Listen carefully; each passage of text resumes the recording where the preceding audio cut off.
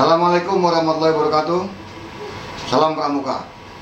Kakak-kakak dan adik-adik yang masih stay di channel ini, saya Widya Sukma sekarang bersama seorang tokoh penggiat gerakan Pramuka, Kak Ahmad Rusdi. Beliau adalah sekarang menjabat sebagai Wakapolnas Komisi Kerjasama Luar Negeri. Tapi beliau juga sekarang menjabat sebagai Ketua Asia Pacific Region. Nah, adik-adik, kakak-kakak, mari kita dengarkan bincang-bincang saya dengan Kak Ahmad Rusdi. Bagaimana perjalanan atau benang merah pengabdian beliau di gerakan Pramuka. Kak Ahmad Rusdi, sehat ya? Sehat, alhamdulillah. Nah, kita boleh buka, Kak. Silakan sesuai protokol. Ini memang harus dan perlu kita menjaga jarak, membersihkan diri, cuci tangan, pakai masker, dan tentunya juga hindari dari kerumunan. Ya. Itulah tujuan utama bagaimana kita menghindari COVID-19 ini, Kak Widya. Siap, Kak. Mudah-mudahan rekan-rekan sekalian, kakak-kakak dan adik-adik semua selalu mematuhi apa yang menjadi protokol kesehatan. Ya.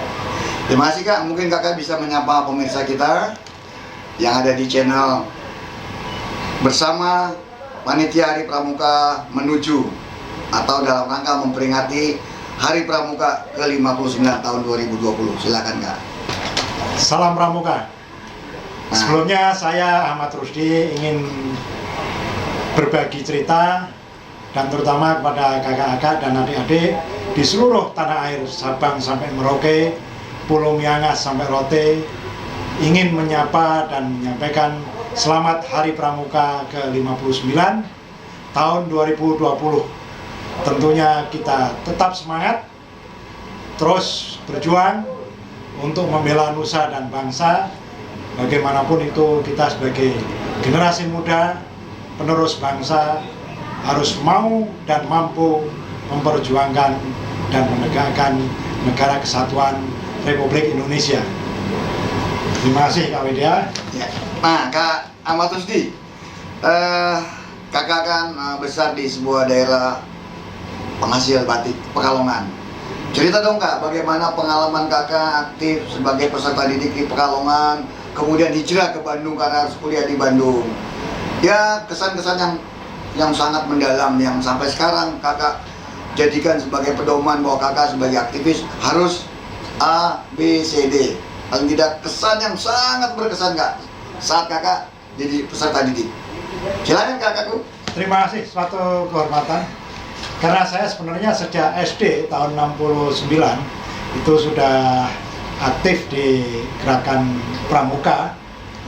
Nah, tentu dari SD sampai SMP, kemudian SMA di Pekalongan, dari siaga, penggalang, penegak, dan juga sampai ke perguruan tinggi di Bandung, Unpad, menjadi pembantu pembina, kemudian masuk ke Kementerian Luar Negeri menjadi pembina juga di Kedutaan Besar Republik Indonesia dalam masa penugasan. Yang saya rasakan, karena di situ saya belajar bagaimana bekerja sama-sama bekerja tentunya. Dalam grup, dalam regu, dan juga dalam mengikuti kegiatan. Nah, disitulah saya mulai belajar bagaimana kita hidup bersama dengan yang lain untuk penuh tanggung jawab, kebersamaan, loyal, dan tentu kesempatan itulah saya manfaatkan untuk mengikuti jambore di daerah, bahkan sampai jambore nasional yang pertama, kedua, dan ketiga. Bahkan kesempatan itu juga waktu SMA saya juga ikut Rover Mode, baik di luar negeri dan jambore tingkat regional Asia Pasifik di Manila pada tahun 1972 dan 75. Tentu itu sangat menggembirakan karena saya banyak belajar berorganisasi untuk bertanggung jawab, untuk loyal dan riang gembira. Tentu organisasi ini ya saya nilai bahwa kenapa saya sampai sekarang masih aktif dan bekerja, loyal, itulah yang mendasari diri kita. Nah, kemudian masuk ke Kemlu dan sebelumnya juga di Unpad, maka ada kesempatan buat saya dalam berorganisasi, maksud saya bagaimana memanage, karena kalau sudah tingkatan penegak, pandega, dan membantu pembina, itu bukan saja riang gembiranya, tapi bagaimana kita mengajarkan kepada anak didik. Nah, disinilah kita berorganisasi yang tentunya dituntut untuk bertanggung jawab, rela berkorban, dan disiplin. Nah, kesempatan itulah pada masa dulu juga, karena sebagai pembantu pembina mengikuti kursus pendidikan, mahir dasar, mahir lanjutan, dan bahkan sampai ke luar negeri ikut pendidikan juga. Selain tadi pada kegiatan jambore nasional dan regional, saya pun sampai tahun kemarin 2019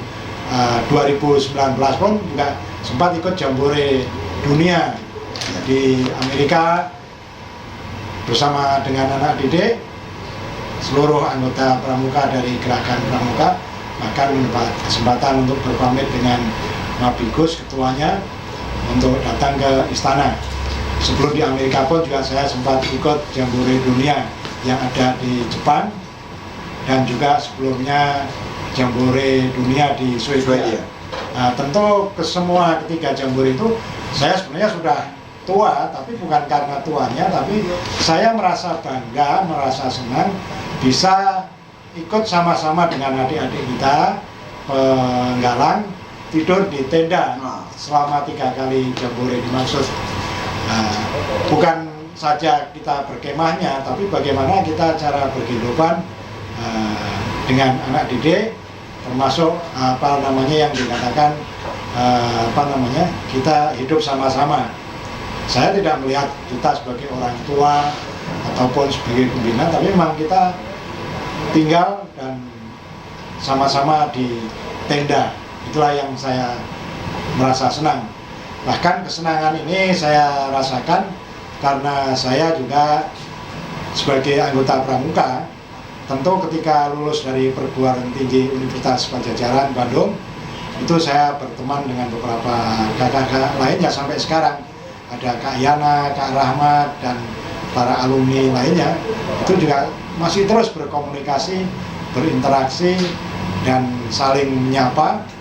Nah, tentunya dengan pelajaran itu saya bisa terus mengabdikan, karena bukan saja pada organisasi yang saya ikuti, yaitu di Kementerian Luar Negeri, bahkan kalau kita di luar negeri pun, karena Satuan Gerakan Pramuka itu ada yang berpangkalan di gugus depannya itu di KBRI.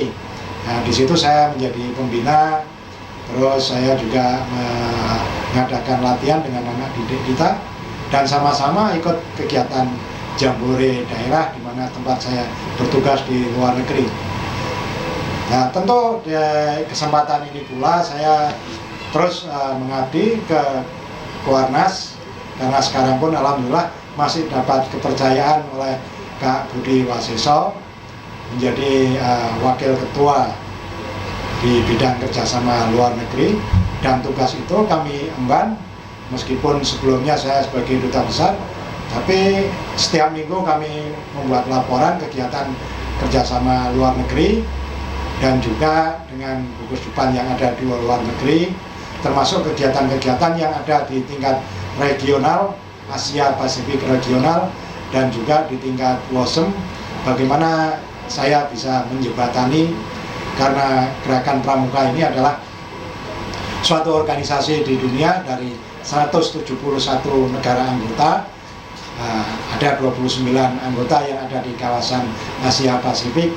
Nah, disitulah Gerakan Pramuka Indonesia itu mempunyai anggota yang cukup besar, hampir 25 juta dari seluruh anggota 50 juta anak didik, dan nanti harapannya kira-kira bisa mencapai 100 juta. Nah, kebetulan di Asia Pasifik juga saya menjadi anggota komite sejak tahun 2015, bahkan tahun 2018 itu secara aklamasi saya juga ditunjuk ataupun dipilih menjadi ketua komite gerakan kepanduan se-Asia Pasifik yang berkantor di Manila, dan ex officio juga anggota WOSEM. Nah, tentu kita setiap tahun 2 kali mengadakan pertemuan di tingkat regional se-Asia Pasifik, dan saya juga diundang untuk mengikuti rapat tahunan tingkat pramuka dunia setahun juga 2 kali. Nah, disitulah kita harus berani melaporkan perkembangan-perkembangan yang ada di tingkat regional ataupun masing-masing negara anggota. Itulah sampai sekarang pun saya juga masih aktif, karena saya berprinsip sekali pramuka tetap pramuka, dan apalagi kalau pramuka itu menjadikan hobi, sehingga bagaimanapun juga kalau yang namanya hobi ya tentu mencintai hobi itu sendiri, jangan karena terpaksa tapi rela. Kali dia. Nah, kakak-kakak, adik-adik yang ada di channel ini jelas bahwa Kak Ahmad Rusdi karirnya demikian progresnya keren, dari Kalongan kuliah jadi pembantu pembina, kemudian jadi pengurus sampai tingkat dunia, berkegiatan dari mulai tingkat ranting cabang sampai tingkat dunia. Nah, Kak Ahmad Rusdi, saya tadi tangkap bagaimana untuk menjadikan sebuah kebanggaan dan sudah kerja keras, tanggung jawab, komitmen, dan tetap menjaga persaudaraan dengan teman-teman satu angan. Nah, tentunya perjalanan hidup seseorang tidak fine-fine saja, tidak mulus-mulus saja, Kak. Kira-kira apa, Kak, pengalaman-pengalaman yang menyesakkan, menyebalkan, bahkan mengganggu, sampai kadang-kadang kalau sekarang kakak ingat senyum-senyum sendiri. Misalnya gini, Kak, dalam sebuah kegiatan ada gangguan, misalnya gini, Kak, saya mau kita foto, ini kan gangguan, jadi biar tidak terlalu kaku, Kak, tolong kameramen ini difoto. Nah, ini macam sebuah analogi gangguan. Dalam hidup kita punya ada hambatan, ada gangguan. Nah, seperti ini lagi syuting diganggu, silakan, Kak, kita bergaya dulu.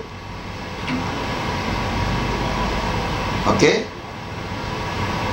Sudah? Nah, begitu pula dalam perjalanan hidup Kak Ahmad Rusdi. Ada gangguan, ada hambatan. Namanya perjalanan. Terutama ketika dari SMA ke kuliah, dari kuliah ke kerja, ini ada anak mudanya. Ceritain dong, Kak, buat pemirsa, siapa tahu ini bisa jadi inspirasi.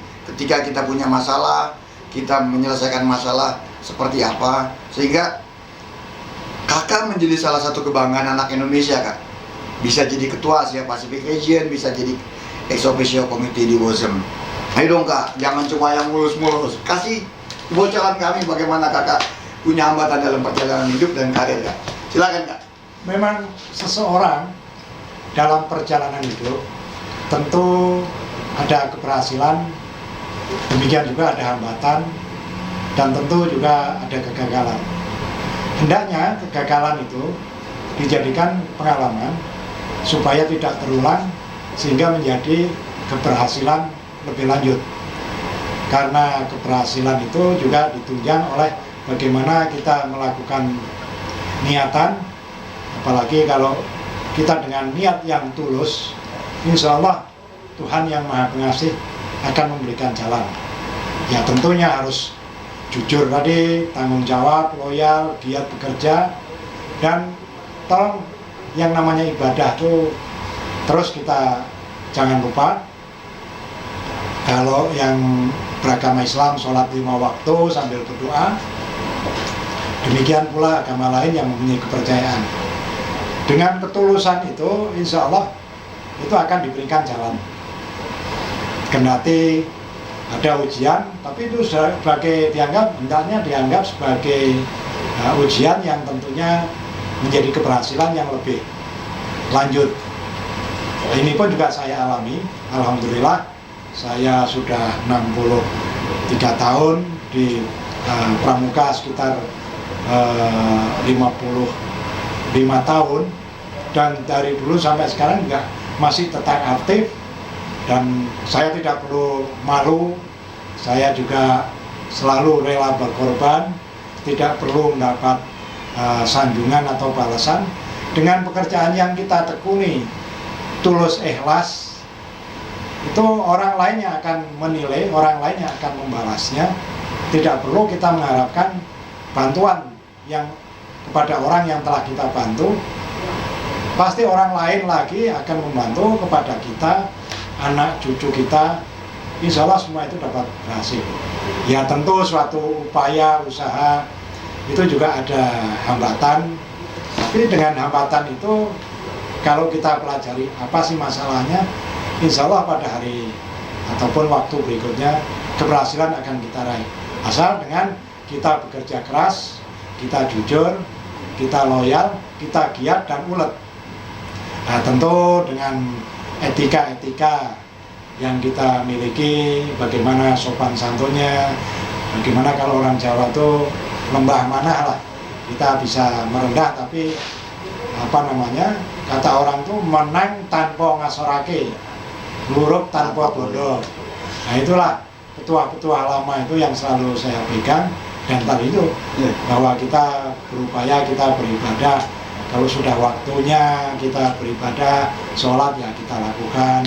Jangan sampai kemah 1 minggu terus dilupakan untuk sholatnya. Itu yang sering hal itu, karena berdoa itu insya Allah semua itu akan diberikan jalannya. Tentu saya juga mengalami beberapa hambatan, apalagi sebagai karir diplomat di Kemlu yang 37 tahun meniti karir. Ya alhamdulillah semua itu setelah kita jalani, semua itu kita telah raih, kita capai. Dan sekarang ini juga apalagi sudah purna tugas di Kementerian Luar Negeri, tapi saya masih tetap berkomitmen, janji akan aktif di Pramuka. Ya tentunya apalagi tadi diberi amanah sebagai Wakil Ketua Hubungan Luar Negeri di Kuarnas Gerakan Pramuka pada kepengurusan sekarang. Apalagi juga saya sekarang juga masih menjabat Ketua Komite se-Asia Pasifik Gerakan Kepanduan di Asia Pasifik, dan juga anggota WOSEM ex officio. Tentu ini sebuah prestasi yang luar biasa karena membawa nama bangsa dan negara. Ya tentu dulu pernah ada sebagai anggota komite dan ketua komite juga zamannya Pak Abdul Aziz Saleh. Setelah 45 tahun baru sekarang ini kita raih. Dan tentunya saya juga akan mencari siapa pengganti saya di Gerakan Pramuka. Barangkali nanti suatu saat adik-adik kakak yang lain bisa menduduki jabatan anggota terus menjadi ketua lagi. Karena ini kan membawa nama Gerakan Pramuka Indonesia yang diakui di dunia. Jumlah anggotanya cukup banyak, sampai 25 juta tadi seperti saya sampaikan. Dan saya sangat menghargai karena kegiatan meskipun di musim pandemi COVID-19 bahwa kegiatan terus berlanjut, baik melalui virtual ataupun kegiatan-kegiatan bakti sosial yang diadakan di beberapa provinsi cukup aktif saya lihat. Apalagi ini di bulan Agustus ini bertepatan dengan ulang tahun Gerakan Pramuka ke-59 di tahun 2020 ini bulan Agustus, dengan berbagai jenis kegiatan. Ini sungguh hal yang luar biasa, sungguh hal yang menarik, dan memang di dunia pun juga patut kita akui, dan memang itu benar adanya. Nah, mudah-mudahan Pramuka tetap terus berkembang dengan kegiatannya, termasuk anggotanya. Tidak hanya karena COVID tinggal di rumah, tapi ya bisa kita lakukan melalui daring, melalui virtual, dan terus berkomunikasi, terus bersilaturahmi, menjalin kontak, hubungan di antara kita sesama anggota Pramuka, dan juga kepada masyarakat kita tunjukkan kegiatan-kegiatan yang ada. Itulah yang saya harapkan. Jadi kakak-kakak, adik-adik, satu hal yang mungkin saya bisa tarik benang merah pengabdian Kak Ahmad Rusdi ini, nilai yang sudah dijalani. Nilainya, benang merahnya adalah proses dengan tulus dan ikhlas. Gitu ya Kak ya. Kalau kita ingin jadi sesuatu atau ingin menjadi siapapun, jangan lupa proses itu akan bertahap dan akan indah pada waktunya. Seperti orang naik tangga ya Kak. Tangga 1, tangga 2, tangga 3. Jadi Kak Ahmad Rusdini terakhir jadi duta besar di negara sahabat Thailand. Beliau sebagai duta negara, sekarang menjadi ketua Asia Pasifik dan ex officio di WOSEM adalah duta pramuka Indonesia. Jadi kakak-kakak, adik-adik, ingat proses dengan tulus dan ikhlas. Karena itulah apa yang sudah disampaikan Kak Rusdi, bukan tanpa kendala, tapi bagaimana mengatasi kendala dengan tabah. Kita punya rela menolong dan tabah kakak-kakak adik-adik. Nah, kakak-kakak adik-adik, sebelum menutup perbincangan ini ada satu hal Kak. Harapan kakak buat pramuka Indonesia, bagaimana kiprahnya pramuka Indonesia di dunia, apalagi kakak selain ketua PR adalah wakil ketua komisi kerjasama luar negeri. Kira-kira apa nih Kak harapan kakak buat teman-teman kita, kakak-kakak, adik-adik kita di seluruh Indonesia, utamanya dalam rangka Hari Pramuka ke-59 Kak Ahmad Rusdi? Silakan Kak. Terima kasih kakak-kakak dan adik-adik sekalian. Tentu dengan jiwa pramuka, bahwa sekali pramuka tetap pramuka, kita aktif, kita bisa bekerja, karena bekerja dan pengabdian itu bisa kita lakukan di mana saja. Sebagai tadi Kak Widya sampaikan, kendati saya sebagai duta besar di KBRI kita di Bangkok, saya punya 100 anak didik anggota. Selalu saya tekankan bahwa berlatih bukan untuk diri kita, tapi untuk kebersamaan kita tadi, untuk warga masyarakat dan lingkungannya. Pasti orang lain akan menilainya bahwa pramuka itu terus aktif dan ada kegiatan, apalagi di musim pandemik, lebih-lebih dengan hari ulang tahun ini. Bekerja dengan semangat, kapan saja, di mana saja, orang lain pasti akan menilainya. Dan saya merasa bangga kita bisa merayakan bersama-sama dengan kakak-kakak dan adik-adik, dengan jiwa patriotik, dengan semangat kebersamaan, terlebih dengan ketulusan hati. Insya Allah semua itu dapat kita capai. Dengan pencapaian itu, Tuhanlah yang akan menilainya. Keikhlasan kita, ketulusan kita, yang selalu mau bekerja tanpa pandang bulu, insya Allah sukses. Nah, kesuksesan itu bukan kesuksesan diri kita, tapi keberhasilan kita sebagai anggota pramuka bisa menarik teman-teman yang lain dengan perbuatan yang kita sesuaikan dengan keadaan. Nah, keadaan inilah yang membentuk kita untuk berbuat kreatif, inovatif, dan tentu menghasilkan sesuatu yang menjadi cita-cita luhur bangsa dan negara kita. Apalagi di bulan Agustus ini bertepatan juga dengan selain Hari Pramuka, juga bangsa Indonesia merayakan kemerdekaannya yang ke-75 tahun.